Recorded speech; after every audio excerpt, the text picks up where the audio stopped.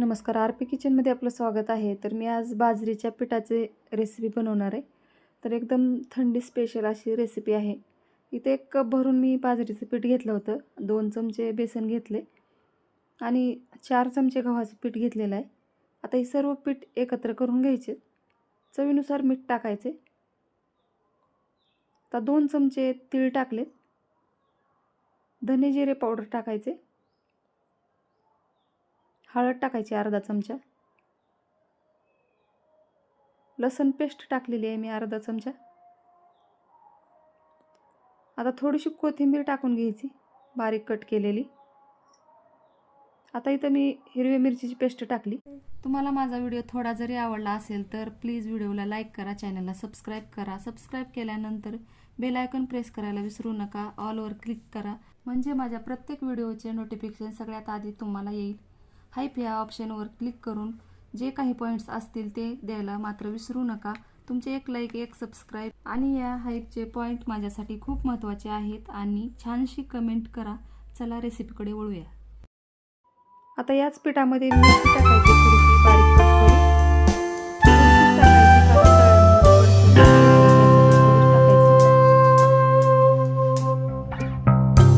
टाकायची कारण टाकायची. कोथिंबीर पण घेतलेली एकदम बारीक कट करून घ्यायची.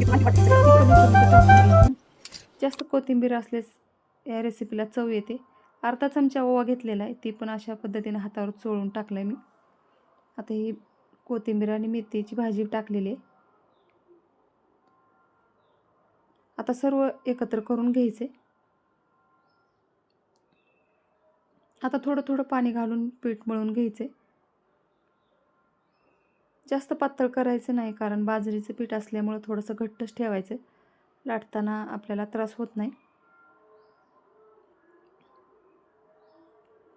तर बाजरीच्या पिठामुळे एकदम छान चवदार अशी रेसिपी बनते आणि थंडी स्पेशल आहे. जास्त थंडी असेल तर बाजरीचं पीठ किंवा बाजरीच्या भाकरी, बाजरीचे पदार्थ खाल्लेले चांगले असतात. त्यासाठी इथं मी बाजरीचा वापर केला आहे. तर शरीराला उष्णता देणारी अशी बाजरी असते आणि तीळ पण. आता इथं एकदम छान असं पीठ मळून झालेलं आहे, बघू शकता. आणि जास्त घट्ट मळलेलं आहे, त्यामुळं आता हा पदार्थ पण बनवायला सोपा जातो. तर बघू शकता एकदम छान असं पीठ तयार झालेलं आहे. आता ह्या पिठाचे गोळे बनवून घेणार आहे मी.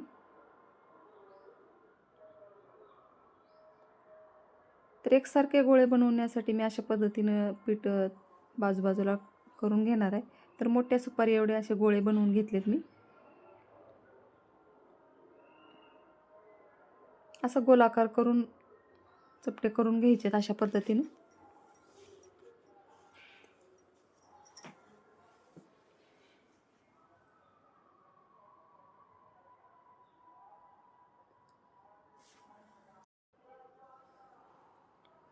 आता इथं सर्व पिठाचे मी अशा पद्धतीने गोळे करून घेणार आहे.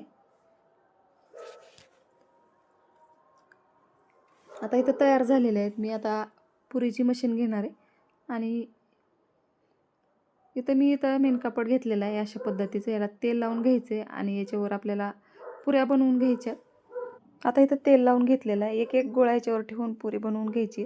तर एकदम छान पातळ लाटल्यासारख्या पुऱ्या तयार होतात या पुरी प्रेसमध्ये. तर एकदा नक्की बनवून बघा. तर तुम्हाला लाटलेली दाखवणार आहे मी अशा पद्धतीनं पुरीच्या मशीनमध्ये झालेल्या आहे लाटलेल्या पुरीसारखी.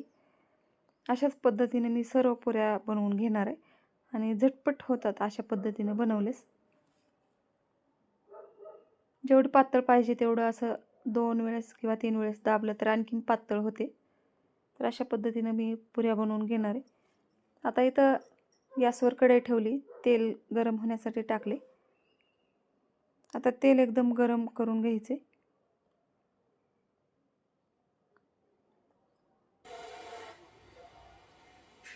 आता ही पुऱ्या याच्यामध्ये तळून घ्यायच्यात. तर एकदम खरपूस रंगामध्ये छान अशा पुऱ्या तळून घेणार आहे मी.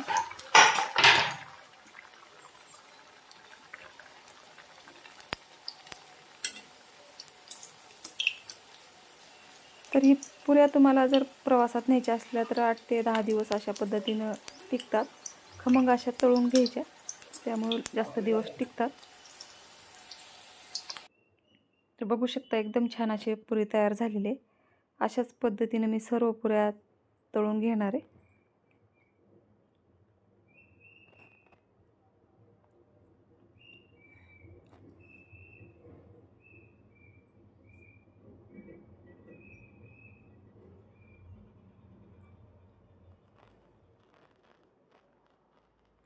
आता इथं सर्व पुऱ्या तयार झालेल्या आहेत तळून, बघू शकता.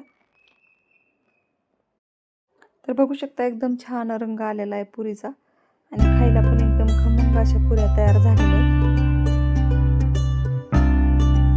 आता सर्व पुऱ्या तयार झालेल्या आहेत करून, बघू शकता. तर ही बाजरीच्या पुऱ्या एकदम चवदार आणि टेस्टी लागतात. रेसिपी जर आवडली असेल तर माझ्या चॅनलला सबस्क्राईब करा, लाईक करा, शेअर करा. व्हिडिओ बघितल्याबद्दल धन्यवाद.